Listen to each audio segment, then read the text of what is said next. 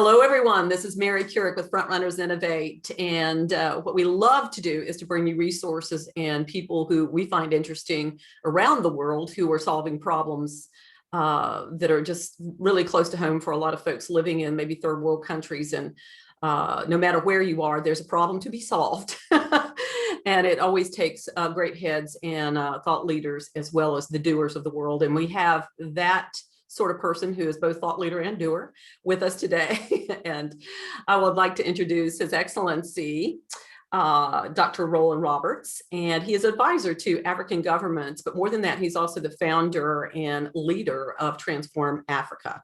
And so we're going to learn about that today, and we're going to start with him telling us a little bit about his background and how he got into the work that he's doing today. So I'll give you the floor, Your Excellency. Sure. Thank you, Mary, and thank you, Frontrunners International. It's great to be with you today. I grew up in a holler in West Virginia. Very simple, and that, yeah, but learned so many great values and ethics and of hard work and integrity, and it was just a great way to grow up. And my father was a minister, my mom an educator, a teacher. And so we did not have a whole lot, in those days, but things kind of kept growing and developing, and went off to college, realized that the skill set that I learned in West Virginia served me very well in the business world. Ended up doing quite well in college financially, in investing in real estate. It got to my head. I had made more money than anybody I ever knew, and so in 2 years, I learned some tough lessons about trusting the right people and how to vet people, things we didn't have to really worry about in the holler. You just trust it. You could trust people. You could shake a hand and look them in the eye, and they would just tell you the truth. And so I had to learn some of those real world lessons and principles early on, and so I lost everything. And of course, that's a great experience for someone to grow. And so ended up going into the corporate world to rebound and kind of rebuild at that point, and became a senior executive at a Fortune 500 company, a multi-billion-dollar public cloud company, and then went from there to being the CEO of a couple of different organizations, including the hoverboard company, which was the hottest selling product of 2015 in the world, a consumer product. And so that's really what, even though I led other companies that were larger or even more difficult to lead from a CEO perspective, that was the one, obviously, that made it around the world, and quite a lot of notoriety. But that led to some other things. So once the patent sold, I ended up I was already doing a lot of nonprofit work and on educating underserved communities in the United States with entrepreneurship education. We had a entrepreneur workshop. It was just a 4-hour deal that we would do. The cities would bring us in to do for their underserved communities. And you could come with an idea or even not have an idea of what kind of business you wanted to start. And at the end of that 4 hours, we had your business set up and you could do a transaction. So we were really empowering people with almost a business in a box, even though you were bringing your own idea and we were having to take it from there and work with you. And so it kind of morphed into some broader things. Obviously I've seen a lot of incubators, accelerators, all the normal type things, but it's very different in other countries, what they're able to do, what you're able to start, your ability with accessibility to infrastructure and Wi-Fi. And even if you sold something, there's not a post office. There's not a place you're going to take it to and ship it. So there's a lot of things. You can talk about entrepreneurship all day long, but it looks different in different places. And you have to understand the true fibers of entrepreneurship, not just the theory of entrepreneurship that might be taught in a book. So anyway, so that's the kind of work that I kind of had transitioned into. I'd been doing for a couple of years. And so within 30 days, actually, of the patent selling for the hoverboard and us selling that, I got a message from Spain saying that their government wanted to host me on the island of Menorca for 3 weeks, all expense paid, if I would be an advisor to the top 20 startup companies in the world. Well, I thought you turned that down. Well, I thought, yeah, this is spam. I'm not going to fall for this. I've got a rich uncle, Yeah. Yeah. millions of dollars. Anyway, so I said, sure. When I get the airline ticket, I'll get on the plane. And of course, and lo and behold, the airline ticket came, and I thought, well, even on my way to the airport, I thought, it's a fake ticket. It's not even real. They're not going to let me on the plane. They let me on the plane. Bottom line, it was a great, great, great experience, and it taught me a lot of things, even though I was there to serve. And one of the things that I was able to pick up is how to really create better relationships in business, not just networking. Going deeper on that, you can learn a lot about people when you see them at 2 a.m. or at 8 p.m. on a Saturday afternoon, or uh, you get to see them day in, day out. What do they do 3 o'clock on Sunday afternoons? There's no place to hide. You're all together in the same space. Mhm. And so before you invest millions of dollars into someone in someone's company, you really get a chance to see who they are and what they're made of, and what their true behaviors are, not a 5-minute pitch to you, at their very best. So we took a lot of those lessons, but that actually led to speaking at Harvard and some group of 132 world leaders, and that opened up additional doors. I ended up speaking at the great, being an advisor on the U.S.-China trade war. The beginning of that, went to China, addressed their Communist Congress in the Great Hall of the People, and then also that kind of led into some more government work with different countries, and then in Africa, had started the International Down Syndrome CEO Camp. So Wow. took what I was doing with the entrepreneur workshops for underserved communities, but realized that the Down syndrome community specifically is the only people group in the United States that you're still legally allowed to pay 25 cents an hour to work. And so I thought, and also the head of the the Down Syndrome Association at that time, had a real passion. The president of that had a real passion for what we were doing, and saw what I was doing with the entrepreneur workshop, and said, "Would you do that, for our community?" I said, "Absolutely." We didn't know how it would go. We didn't know, anything, but we knew John's Crazy Socks and some others that had done very well. And so we started, and in the last 4 years, we've helped start 46 businesses with Down syndrome individuals. 3 of those businesses are doing over $100,000 a year in sales. And so we're just really excited about that work. But that obviously caught the attention of the United Nations, that work and that empowering of that economic group. Mhm. And so we were talking about a partnership, and how they could be a part of that, and they said, well, we'd love to do that if you'll go do the same thing in Africa. uh, I said, Africa? I said, I've never What a been deal. there. Well, where? And so they gave me a country, and I said, okay, is there a particular city in that country? Do we know anybody in that country? And so that's kind of how Africa started. Now, I'd already had a CEO cruise that I hosted, just kind of for your anti-conference, people Yeah. Yeah. who would not, CEOs that don't normally speak or attend conferences, Mm-mm.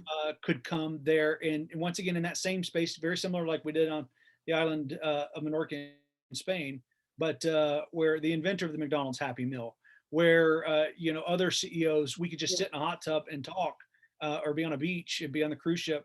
And we found that even though the purpose was not for transacting business, you can't help it when you get A players in that space and you make the room, Yeah. that happens.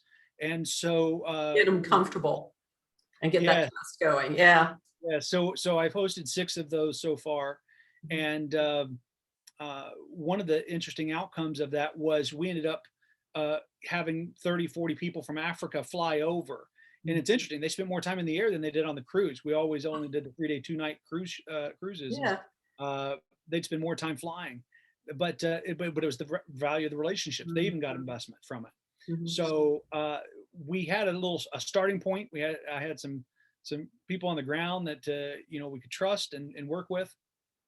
Okay. And so over the past few years, that's what kind of led to us being able to do some of the things that we've done in Africa, through Transform Africa. Now we are blessed to have a couple of great partners, with several partners, but our 2 largest partners are faith-based organizations. One has 8 million members, and the other one has just over 6 million, and they are in 28 African countries. And so they have been very strong partners. One focuses more on clean water initiatives with us, and the other one focuses on education and entrepreneurship initiatives primarily, and mentorship. You know, I want to ask this because in the last, I'd say 5 years, and particularly during the pandemic, because we work with innovators, health technologies and any kind of thing with healthcare, anything with mental wellness has somehow gravitated toward us. And so we've done a lot of like interviewing and content providing and whatnot on subject matters and organizations and NGOs that work in those spaces. A lot of times they might have to do with mothers or, you know, girls' health in Africa and other countries where, you know, girls are not as valued as maybe, you know, boys are. So can you tell me, do you do anything in those spaces? Oh, goodness. I'll tell you how it started. I went there for entrepreneurship. We did a 6-country funding tour, and then of course even this past past August, right in the middle of the pandemic, 3 of the countries were locked down, and we still did a in-person African funding tour there. I was there over a month, and you know, it was interesting because it was probably my second or third day there, and I'm sitting in this space, and this lady had driven over 8 hours, traveled over 8 hours to get to me. She was the governor of one of the villages there. Yeah. And she started just weeping, and she was there not for funding or for a business. She was there saying, we need help. And she started telling me about how the women in her village are only taking 1 shower every 5 or 6 months. So 2 showers a year because they didn't have clean water, and that they're using the same sanitary pad for a whole year, something I can't fathom. Yeah. And you wonder why the disease, and you wonder why the death, and you wonder why the health challenges. Yeah. And I always in business and life try to solve problems one time with the right solution. But there are complex systematic and structural problems that are significant in size that require cultural changes and just a difference. It requires funding, it requires technology, it requires Yeah. a lot of partnership. So these were problems that, even though she's looking to me to solve, they're bigger than me. I can't Yeah. Yeah. solve that Yeah. by myself. But my heart was touched and broken and stirred, and I literally was meditating late that night and saying, I don't, what is the purpose of that coming to me? Like, why? There's a why reason, you know, you knew that there was. and it was too profound. Yeah. And then 2 days later, a different lady from a completely different place, a different country, African country, flew in to be able to meet with me, and had the exact same story. And in her village, you know, the showers, it was the same situation. The women and children were struggling with their health, so we started looking at rural healthcare, but they were struggling with the health because of the lack of cleanliness and sanitation with water and so forth. And so we have to address some of those things. Well, 10% of the girls between the ages of 9 and 12 have gotten pregnant during COVID in her village. And she said, it is obviously, that's the bigger crisis for us. There's the healthcare crisis. There's the water. So here these people thought I was coming for entrepreneurship and to help them start businesses, and they're figuring out, I'm not going to be able to take a shower for another 4 months. And so there was this misnomer that we're going to help go magically make all these things happen. But it's like, you know, we've got to do some other things that are more in the trenches. They're not as fun. Maybe they're not as flashy, but that's what's needed. And so that's kind of where Transform Africa was really born, was out of the need to solve these things. So now we have things like healthcare containers, like a 1-bedroom hospital in a container, where you can set them up, mobile hospitals, if you will, mobile clinics. And obviously telehealth helps, but you still have device issues and connectivity issues. Mhm. So you even have to have a better on the ground solution. We have obviously the aquaponics greenhouse food security things, where one of them has even been parachuted down into a place because they can figure it out. It doesn't require a lot of training, and it feeds 600 people for life. So it's about $150,000 per system, like that. But that's actually very cheap compared to like what a family of 600 people in the United States would spend on food for a lifetime. Mhm. So there are really unique solutions. The clean water solutions, you have to also consider electricity, whether it's solar or electric, what kind of power source you're using, water supply, water source, um, whether it's salinated salt water, or it all depends on the type of technology you have to have. But it's wonderful to be able to implement these type of programs. And then in Malawi, for example, we're working on the 60% illiteracy rate, and we're working with the president and a former president on a major initiative with improving the literacy.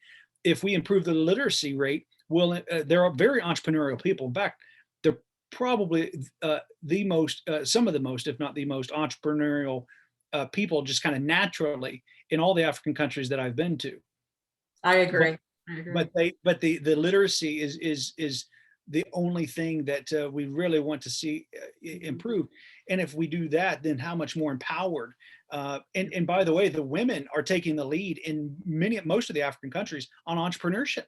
I would say on our African funding, we had over 700 businesses, and Indeed. at They're doing it. least 80% were female. Yeah. Yeah, I've seen that a lot. And I think part of it is need. And the other part of it is, and I'm just going to say this, and I hope nobody takes offense to it, is I think women are more naturally multitaskers. And I think that, when you are that, you tend to see opportunities in different places, just because you're able to do, the housekeeping, the rearing of children. And then there's that other part. If you're a creative sort in your mind, you're looking for that outlet for that. And the fun thing is they're doers. And, if you've had to do that much in that period of time to raise kids and keep a household and all of that, that if this is in front of you and you have to do it, or you need to do it, or you really want to do it, then you're going to do it. You're just going to make it happen. You're going to do whatever is necessary to do that. So I could see that happening. What great work. So can I ask you a little bit about the model of Transform Africa? We said that you've got a nonprofit and a for-profit arm. Can you give us the line? What does nonprofit, what does for-profit do, and how do they do it? So the for-profit is basically structured for the big systematic infrastructure needs, whether it's roads, construction, housing, and to some degree potentially water, depending on and waste energy sectors and sanitation that we're involved in. Most of the other work, all the education, the entrepreneurship training, the clean water machines and programs, and all of those are nonprofit. But nonprofit has to be run for profit. I mean, it has to be sustainable. And so we have a very similar operating. If it's not profitable, we don't do it. But there are some things where you just simply do need finances to make it work, and it's not something that's going to generate an ROI so much in the dollar form as it does in the human people form. Yeah, it's kind of putting an ROI on your mother, right? I mean, we love our mother, but you don't put an ROI on her. She's necessary. She's needed, but the return is not specified in dollars and cents necessarily. And that's the way I view our nonprofit work. It's critical. You can't live without it. It must be done, but it's not going to be the same ROI. You have to think of ROI very differently. It's not going to be a personal back to you personally. It's not. It's going to be for everybody impactful. It's going to be a come with me to Africa and talk to the entrepreneur who took 5 pigs and turned it into 10 pigs, and she has a 10 piggery farm now that is feeding her family for the rest of her life in great fashion. meet the people who had 500 plants that their dream in life was to grow to 2,000 plants. That would take a $500 investment one time, Yeah. and you're going to triple that person's income, and they'll be set for life with that $500 investment. Which changes communities, which changes nations. Absolutely. Yeah. So yeah, it's trickle. That's amazing. I love the stories. You know, you and I are aligned very much in that whole thought process. Really hard when the straight line traditional businesses say, now what's your business model and how does this work? And it's like, well, this is how this happens. Boom, boom, boom. This is how this goes forward. And have them understand that the impact is in, you know, everything that's around the people that you're trying to help, you know, in that regard. And I look at that. We do a lot of mentorship programs. And right now we're running one called Daughters Global Leadership Mentoring. And literally it's the parents who have brought us the daughters. That's why we call it Daughters. And we're working with them. And it's fascinating to see who they are and how they might be able to make changes in their own community at 14 years old. Amazing, mind blowing. And knowing that when you help them, you're helping their family, you're helping the whole community. And, you know, in essence, we don't know where these girls will go. I mean, one of them's aiming to go into the medical profession. And if she does that, she's going to help thousands, you know, over the course of her lifetime. So, you know, what might seem funny is, you know, like how many girls are you working with? Well, we're working with one who's going to end up working with, you know, who knows how many down the road. And so the impact is there. How do people engage with you? How do people donate? How do people get involved? Because I'm assuming that with your for-profit, governments are contracting with you. Correct. That's very separate. Or NGOs or whatever. But for the nonprofit, it's probably donations, grants, all of the above. So how does an individual or a company or another NGO interact with you, both on a business level, but also on a contributory level? Sure. Well, we're interested in all of the above. I mean, it really is a partnership. Yeah. People who have different entry points, access, and so forth. Mhm. And so we have done very creative things. You have to be effective and efficient there. So the best way to is to go to transform-africa.com, transform-africa.com. And you'll see a kind of an overview of all of our programs, and then also contact information, office at transform-africa.com via email. But that'll at least give them an overview of it. There's also, you can kind of see our impact investing and legacy giving. So whether it's endowment, if it's on the financial front, then there's ways to actually have that return, the financial return, or able to do legacy giving. But really, I want to take people and show them, I want them to be able to meet, yes, the government officials, but meet the people that they're helping, where $100 investment completely changes the life of their family for generations. And so that's the kind of impact and the difference. There's very few places in the world you can still make that kind of difference. There are other places, but Africa is special. Africa is the second largest continent, 1.4 billion people and growing. By 2030, 70% of the world's youth will reside on that continent. And they say if you capture the youth of a country, you capture the nation. And so we have the chance to not only conquer or capture the heart of a country, but of a continent. And when you change the continent, we will change the world. And this particular continent needs more than any other but there's been so many civil wars and so many power struggles and whatnot. When we did our first mentorship program in pilot a few years ago, we thought we were going to be working with up to 18 years old. Then we extended it beyond that because we got requested to. And the oldest mentee that we had was 43 years old. And it was because wherever they came from, they weren't allowed to start their education because of civil wars and different things. So they were delayed in getting to entrepreneurship.